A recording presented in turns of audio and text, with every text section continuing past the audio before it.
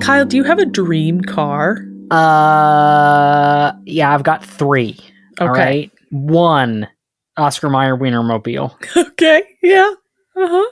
2, was it Mr. Peanut car? Uh-huh. You know what I mean? The one where he is like you have to drive sitting in his face. Okay, sure. 3, the Batmobile. It's 3rd on that list. Bottom tier. Bottom tier. Low priority, but like you'd take it if it was your last option. Yeah. It's like, fine. The lease is how much? Oh, so even in your fantasy, you have to pay. I couldn't afford to buy these things. Are you kidding me? You're not even thinking like in the fantasy that these are just given to you? No, are you kidding me? What kind of fantasy is that? I'm not living in La La Land. There are rules to my dreams. Welcome to Butter No Parsnips. Every week on Butter No Parsnips, your hosts Emily Moyers and Kyle Imperator take you on an adventure through the weird, wacky, wonderful, and sometimes even wicked world of one wayside word. Strange characters, delightful bits, and general joyousness abound. Join them as they test each other's etymological expertise.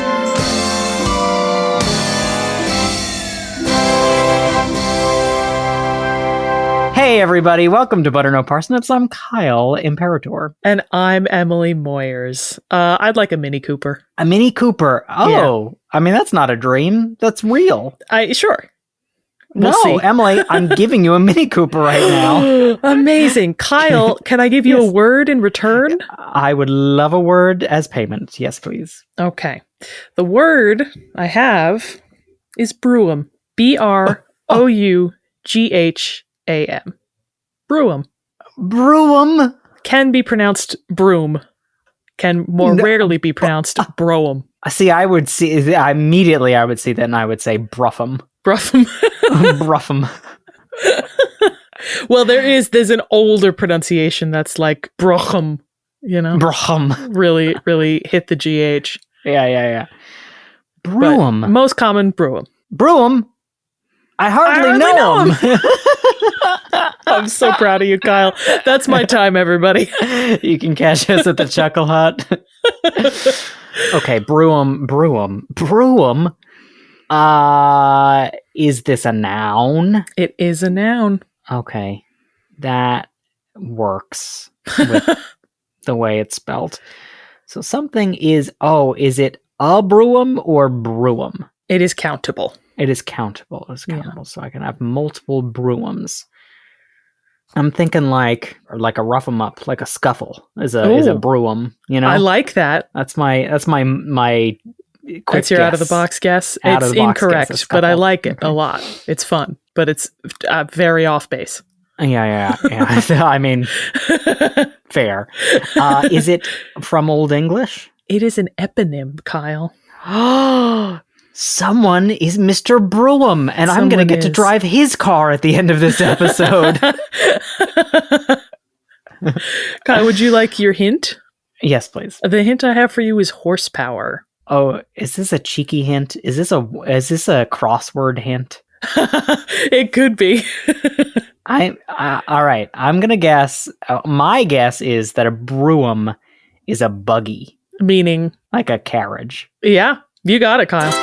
Nice! You did. That was a really good hint. Yeah, it was like a crossword clue. I didn't think of that, but yeah, it was a cheeky hint. Kyle, a Brougham is a type of small one-horse closed carriage, or later a type of early automobile modeled off of that carriage. Whoa! I am stunned to consider automobiles that look like carriages, but yeah, I guess that's kind of what they looked like at first. Yeah, absolutely. Full disclosure, when I started planning this episode, I wanted to spend like some time talking about the carriage and some time talking about the car. There's so much to talk about relating to the carriage. I got very excited. We're only going to touch on the car very briefly. That's fair. It's all the same. We'll just say that all of the information about the car is the same. Just picture the horses steam powered. Steam? How do cars run? In the very early days, there were steam-powered cars, and then There the we go. first brooms were electric cars, and then gasoline took over later. But we're not talking about that. We're going to talk about horses first. Yeah. Kyle, the Brougham, the carriage, Mhm. was first made in 1838, right on the cusp of the Victorian era. So that's Okay. the mindset you can think in. Yep. I'm picturing real tall top hats. I'm picturing parasols. Yeah, I'm picturing like bloomers. sure. Yeah. I mean, I'm always picturing bloomers. Well, you're wearing them now, so Yeah, It's on on your my mind. head and on my pants. So on your pants. on my pants, not underneath. Just laid over your lap like a napkin at dinner time. The word Brougham is derived from the name of the man who commissioned the carriage, one Oh. Henry Peter Brougham, 1st Baron Brougham and Vaux, PC, FRS, Lord High Chancellor of Great Britain. Okay, you said a lot of letters Applause. there. Salutes. Yeah, applause. The firing of guns. The running of the Cannons. bulls. What were all those words? Well, the first three were his name, Henry Peter Brougham. He was he was the first baron. He did not inherit his barony. He was gifted it. First Baron Brougham and Vaux, which are two places. PC okay. and But FRS. hold Yeah. on. You're skipping over the part where he was gifted his barony? Yes, he didn't inherit it. He was given baronhood during his career. So there was no one who was baron of these places before him? Did these places not exist? They did exist. They just didn't have a barony It was just associated lawless. with them. PC and FRS are like those like knighthood initials that Britain's got a million of. Politically correct and friggin' not stylish. FRS, close. Really stylish. You flipped completely. You got a glow up in between the first and Yeah. second.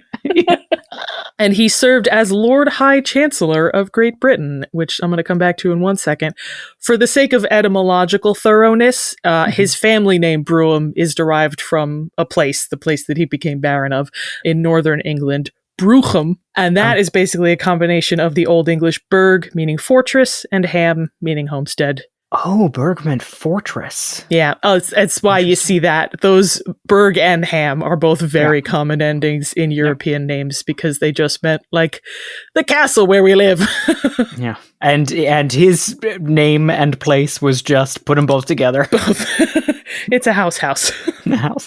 So, at various times in his life, Brougham was a scientist, journalist, lawyer, and politician. One of those very achieved scholarly guys. He served as Lord High Chancellor of Britain for a time. In the 1800s, this was a position with a crazy amount of power in the British government. I looked up like what the jobs of a Lord High Chancellor were, and I was like, oh, this is why the US made a point to create 3 distinct branches of government. Because all 3 were under this guy. I was in an opera where I played a Lord High Chancellor.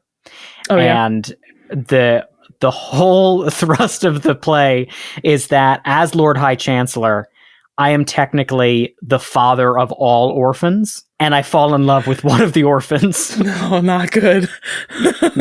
Yeah, Lord Chancellor is like, what if the Attorney General and the Speaker of the House and the Vice President were all the same dude? It's like, sure, Unelected. I guess. Just named. Yeah.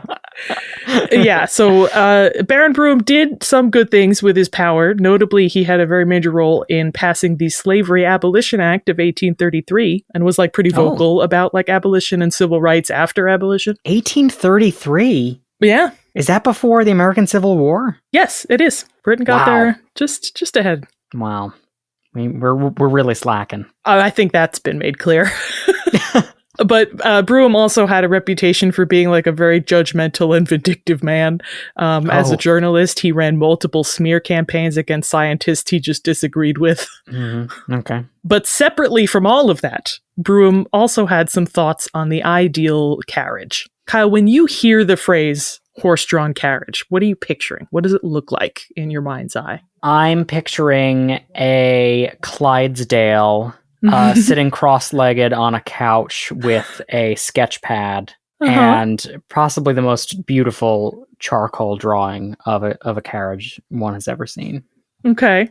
Is that like, does the carriage have like an enclosed cabin or is it like open air? I don't know. It's however the horse drew it.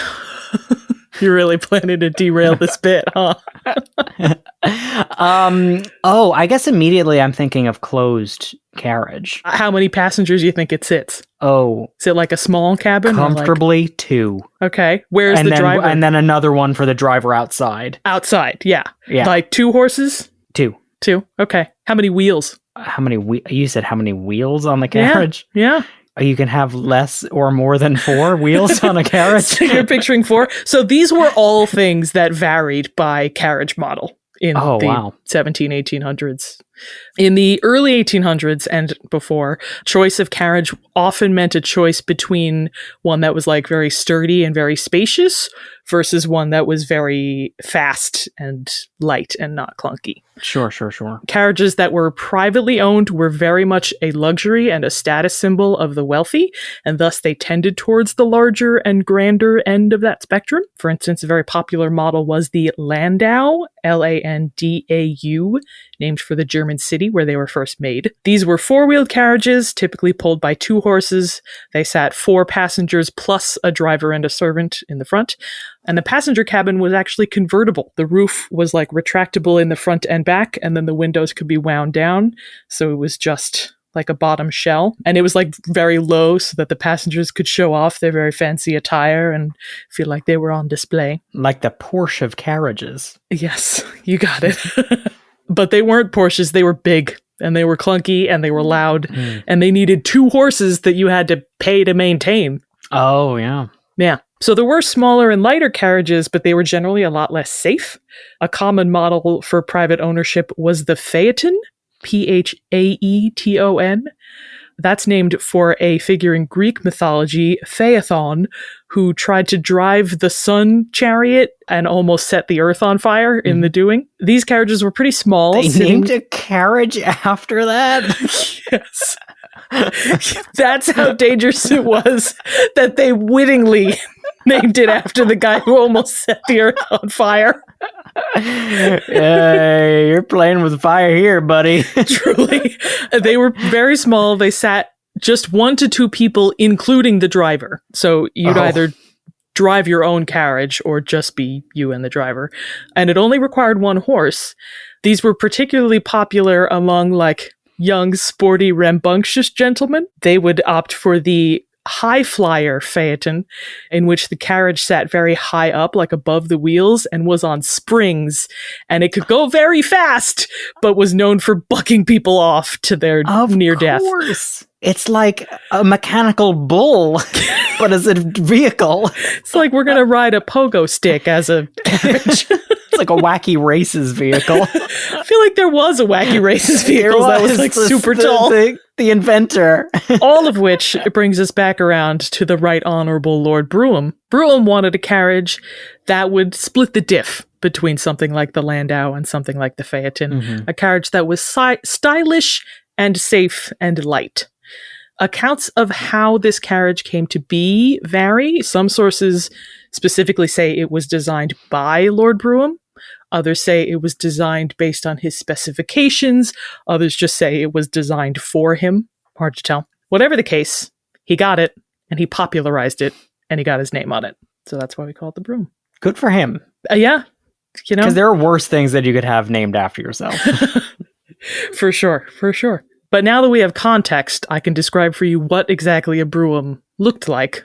So this was a 4-wheeled carriage with the passenger cabin fully enclosed. And in front of the cabin, there was like a raised seat for a driver and servant. Inside typically sat just 2 passengers on a bench at the back of the cabin. The original Brougham was not convertible because it had like a squared off roof that made more headroom for the passengers. But there was a later model where the back half had like a retractable roof, and it was called a Brougham Landaulet because it was akin to a mini Landau. Not to be confused with the Brougham Land O'Lakes, which is the Butter No Parsnips Company car. Yes. Thank you, Land O'Lakes, for the sponsorship. Absolutely. Most importantly, the carriage was designed to be light enough to require just one horse. Thus, it was cheaper to maintain, more maneuverable, and quieter. I mean, it sounds like the whose bed was the just right bed? The little bears? Kyle, the baby bear's bed? I have written down. What do you think, Kyle, given these Goldilocks and the three carriages options? Yeah. What do you think is the model for you? I mean, definitely that one, because I'm going to want to get places, but I'm also going to want to live to get there, you know? You don't want to ride the high flyer phaeton? I'd be interested in buying that for my enemies. Yeah, I mean, you're on the right track here, Kyle. Broughams became a very popular way for the wealthy to travel, particularly in London. We can tell because it crops up in all sorts of Victorian literature. For instance, I have a quote from Charles Dickens' magazine Household Words, which I think was like a weekly magazine of like compilations of essays on London middle-class life. This is his magazine? This is his magazine that he edited. I don't think he was writing it. Gotcha. In any case, one of the essays from 1851, the writer is describing like a throng of carriages leaving an opera. And he writes, quote, "The dukes and marquises and people of that sort glide away in tiny broughams and infinitesimal clarences." Please tell me that Clarence is not a carriage.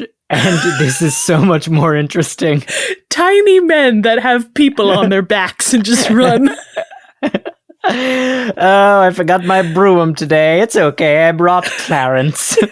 The infinitesimal Clarence. Hey, get on the back. He likes this for some reason. He gets really excited. He says he's his own horsepower. I don't even know what that means. No, a Clarence was another carriage model, very similar to the Brougham, released in 1840. It was named after the Duke of Clarence, which was King William IV's title before he became king. I couldn't find any reason why it was named after him, other than the fact that King William IV had died like a couple of years earlier. I mean, listen, you gotta honor a dead king some way, and it's by naming a car after him. By naming a car after his old title. Yeah. I mean, do you know how many times people have been like, oh my God, Richard Nixon was once governor of California.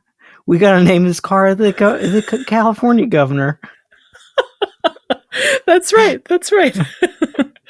Like Broughams, Clarences were a nice balance of small yet stable, but they were a little bit bulkier and a little less stylish, so they were less desirable as private vehicles for the London elite, but they soon found new life as hackney carriages. Kyle, have you ever heard the term hackney carriage? Yeah, we talked about it on an episode.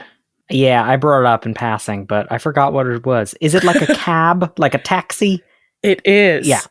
From at least the 1600s, a hackney carriage, or just a hackney, broadly referred to any horse-drawn carriage that was publicly for hire. It is likely derived from the Middle English word hackney, which referred to a horse used for general purpose riding. The origins beyond that are uncertain. There's a lot of different theories.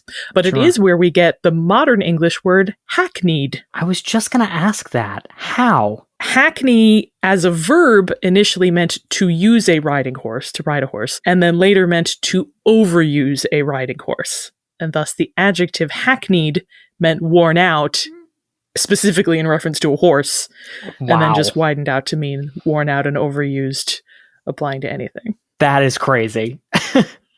Isn't that fun? And a reason to use hackneyed more often. Yeah, you can use it more purposefully now. Yeah. The term hackney is still used in the UK to refer to London's famous black taxi cabs, because that is like a direct descendant of these hackney carriages. And hack is sometimes used in New York City to refer to our yellow taxi cabs. I've never heard it, but By Wikipedia insists. I don't believe it, Wikipedia. Yeah, I guess I'll slap an OED apparently on there. Yeah. I mean, if you told me like a list of profanities is sometimes used to reference a taxi cab, then I'd be like, yeah, New York City, absolutely. They said, Wikipedia said, like a taxi stand can be called a hack stand, and I kind of like that. That's fun. Oh, that's fun. That also But just I sounds don't like know if it's the true. comedy club that we perform at. The hack stand. The hack stand. But Kyle, hackney originally referred to horse-drawn carriages for hire in London and other cities. And there was basically the same spectrum of like sizes and danger level that we saw in private vehicles. There were hackney coaches, 4 wheels, 2 horses, 6 passengers. And there were hackney cabs, 2 wheels, 1 horse, 1 passenger willing to take risks. 2 wheels? 2 wheels. And that was the same for the phaeton. Oh, I missed that part. Yeah, Wow. it's only staying up by being hitched to the horse. Wow, so it really is like ancient Rome. You are Oh my living gosh. dangerously. Oh my gosh. Okay. All right. Yes, Wow, that's even crazier. Cab, by the way, Kyle, is short for cabriolet, which is yet another type of carriage. Oh, that's where we get that from? Yes, what I learned in researching this episode is that so many of our car words were carriage words that we just continued to use. That's really cool though. That makes me like cars more than I do, which is right now like -2. So sedan comes from the ones that people would hold up to carry a person. When you're just sitting in a little cabin and 4 people are holding you up by rods, those were sedans. Oh my God, that's a sedan. That's a sedan, isn't it? Yep. Wow. I always thought that those were not like real. I always thought that those were kind of like folkloric. No, they had like different names in different cultures, but one of the names they had was a sedan. And that's where we get sedan. What's a sedan chair then? Isn't that just I think that's the same thing. Piece of furniture? No, I think it's the same. It's because it's a chair that's like in a box that gets carried. Crazy. I'm stunned. Okay. I'm getting very off track. Kyle, just as the Brougham was the happy middle for wealthy carriage owners, the Clarence was the same middle ground for middle-class cab hirers. Thus, they were also very common in Victorian London. Because they were heavier than Broughams, they tended to make more noise as they rattled down the street. And in London parlance, they were very commonly known as growlers. Growlers? Yeah, which is very fun. Good. I have a quote here from the first Sherlock Holmes mystery, A Study in Scarlet, in which a hackney carriage driver plays a very pivotal role. Sherlock is unraveling the mystery, and he says, quote, "I satisfied myself that it was a cab and not a private carriage by the narrow gauge of the wheels. The ordinary London growler is considerably less wide than a gentleman's brougham." Wow. I mean, that is, I don't know if there's a more perfect quote for this episode. True, he used both of them in one go. That just illustrates how common they both were. And references their physique to each other. Yes. Yeah. So growlers and other type of hackney carriages were later replaced in popularity by yet another subtly different vehicle called the hansom cab, Hansom. I've heard that before and I had no idea what it was. There you go. It's another kind of carriage. It's called the hansom cab because it also follows the cabriolet body style. These were lighter, also 2-wheeled vehicles, but they were more stable than previous models and thus were sometimes called hansom safety cabs because they were lighter but not liable to kill you.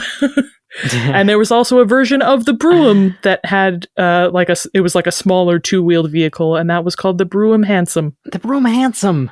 I feel like, man, like I feel like calling someone a Brougham Hansom, I don't know, is something, you know? Well, it's just it's that's like, yeah, Brougham Hansom, aren't you?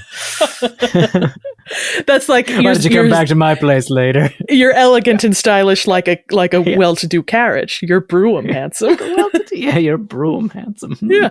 Kyle, I've talked so much about carriages, but I'm going to try to breeze through a conversation about automobiles right now. Please. Because the name Brougham was later applied to those. In the 1890s, skipping forward like 60 years, into the early 1900s, it was used generally referred to a body style of automobiles which resembled the Brougham carriage. Cars with like a squared off roof and an outdoor driver's seat could be described as Broughams or in the style of a Brougham. And they were like marketed that way because it was a word that people knew and liked. I'm struggling to picture an automobile with an outdoor driver's seat. Gotta be honest.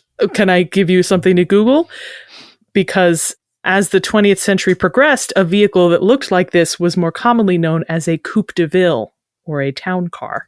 Oh. Looks very similar to the first Brougham automobiles. Have you heard of a coupe de ville, Kyle? I have. I feel like I've heard of it just as an old car. Yeah. Do you know what the phrase coupe de ville means? Well, coup.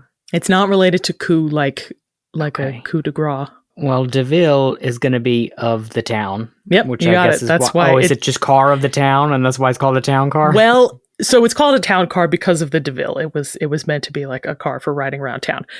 Coupe comes from the French coupe, which means cut. Do you remember earlier when I said a landaulet was essentially like half a landau? It was like a mini landau. Yeah.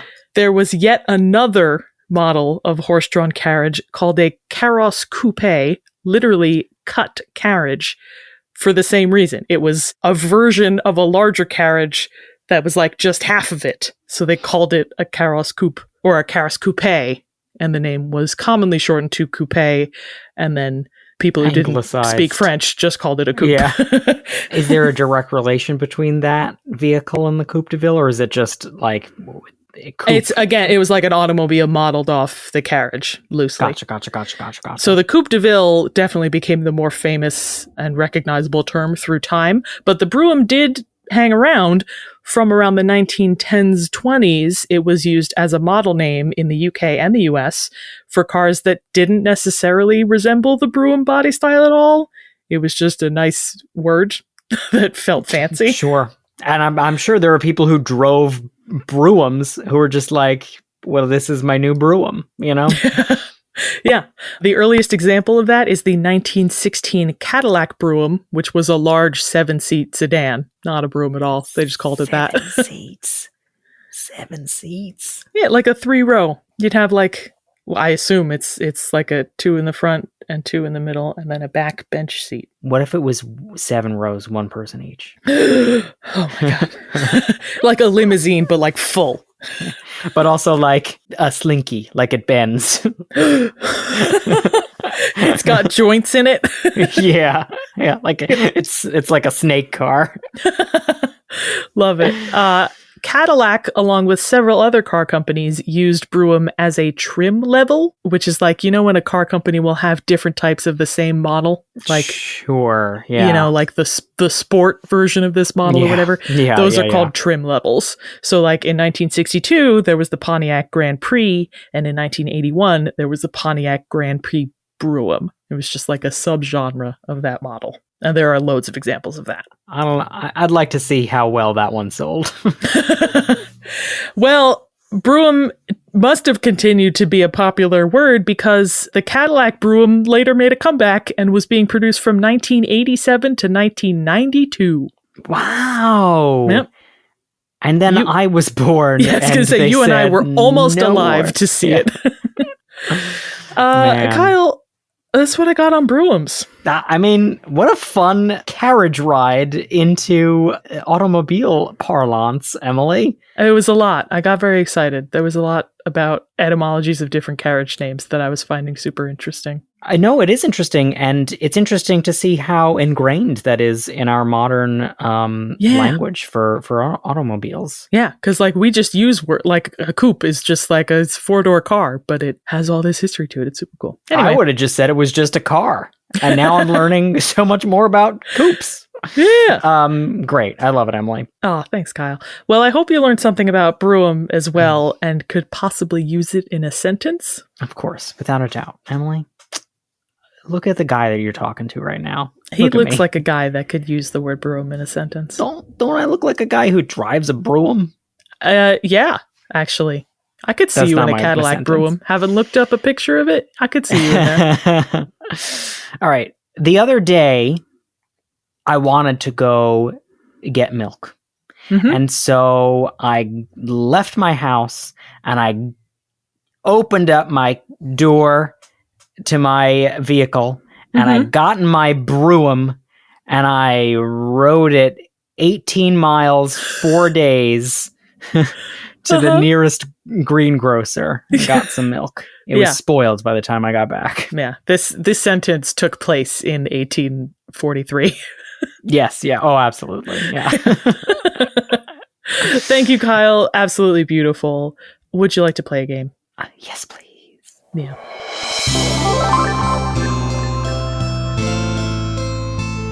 Kyle, the game I have for you is called Check Your Mirrors, because we are going to be looking back behind this ever speeding forward automobile industry and explore the origins of some well-known car names that you will actually have heard of, unlike Landau and Phaeton. All right, this is fun. Cool. So I'm going to tell you the etymology of a car model, and you're going to guess which it is. Oh, okay. But they should, gotcha. I think, will all be ones you've heard of. Okay. Toyota has had several model names which are variations on the same theme, including the Crown, the Corona, and the Corolla, both Latin words for crown. And another from the Japanese word for crown, Kanmuri. What am I guessing right now? What's the car model that comes from the Japanese word for crown, which is Kanmuri? Oh, I see. Toyota Camry. Yeah, you got it. Wow. Yep. I didn't realize those are all, that makes sense. Corona and Corolla. Yep, they all mean crown. What language do you think they're going to go to next? Well, they also, I think they've had other ones like the Toyota Scepter and the Toyota Tiara, but I don't think they're US models. Of course not. We wouldn't buy those. All right, next one. Honda markets this model as the car of the people. Thus, they borrowed its name from a Latin-derived word meaning relating to cities or citizens. Citizens and city. Yeah. Honda Civic. You got it. Yeah. Nice. You're 2 for 2. Pretty good. This Toyota model derives from the Latin word for first or before, possibly because, quote, there had never been a mass-produced hybrid car prior to it. Are we talking about the Prii? You got it. The Prius? Yes, I was going to bring up, in episode 30, you informed us that the correct plural of Prius is Prii, as voted by the people. As voted by the civics. The civics. Yes, that was the Toyota Prius. All right, next one. This Ford model was possibly named by a Ford employee who was an aficionado of World War II fighter jets, or possibly another who was a breeder of horses. It was either named after a fighter jet or a horse. Okay. Ford, I can do this. This one is like a classic car. Yeah. Oh, like stallion, like You're right on top of it. Oh God. Champagne. Ford. A wild horse. A wild horse, a wild oh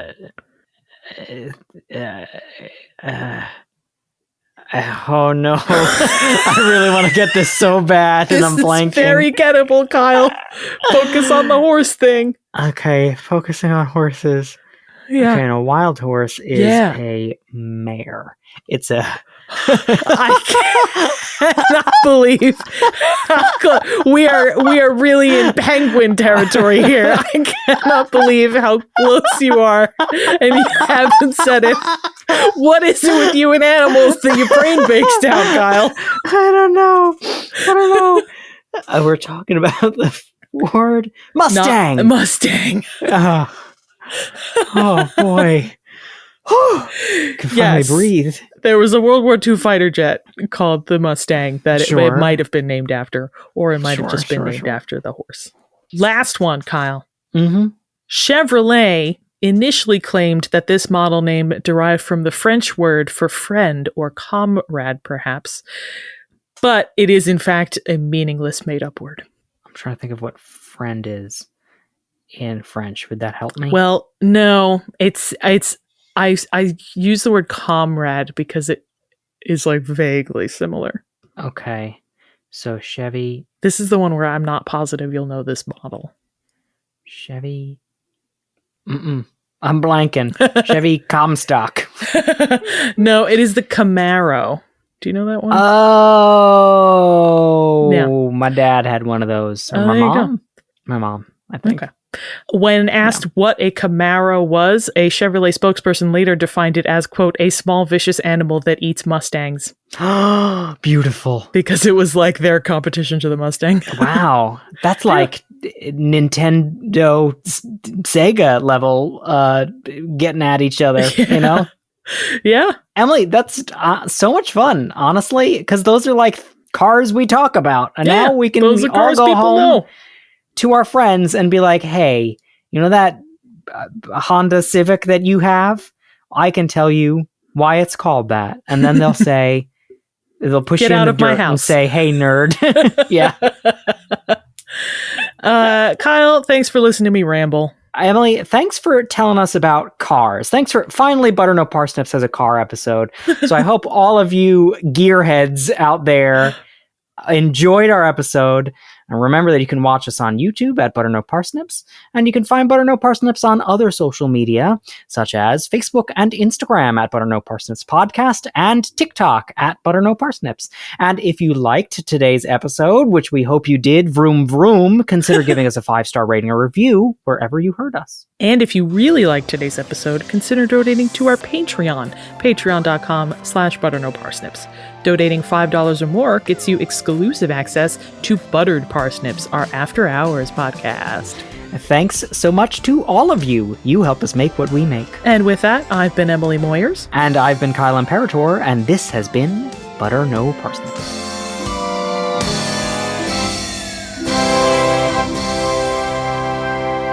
Butter No Parsnips is produced by Seth Glicksman, Kyle Imperator, and myself, Emily Moyers. The main and accompanying themes were composed by Kyle Imperator.